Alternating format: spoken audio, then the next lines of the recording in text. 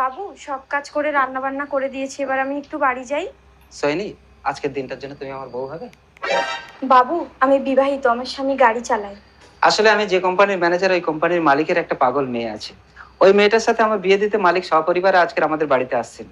তুমি যদি আজ আমার বউ সেজে ওনাদের একটু আপ্যায়ন করতে পারতে, তাহলে ওই পাগল মেয়েটাকে আমাকে বিয়ে করতে হতো না। কিন্তু কোনো কিন্তু না, প্লিজ আজ আমাকে একটু বাঁচাও সৈনী। ওই ওনারা এসে গেছেন, তুমি তাড়াতাড়ি একটা ভালো শাড়ি পরে নাও। কই গো, মেয়েকে নিয়ে বেরিয়ে এসো। বাবা বাবা আমি বিয়ে করতে যাব, আমাকে কোলে নাও। ঐশী, বিয়ে করতে এসে কেউ কোলে ওঠে? তুমি মেয়েটাকে কাঁদাচ্ছ কেন? কোলে নাও না। আচ্ছা ঠিক আছে, আয়। ইয়ে চলো। আমার বাবা।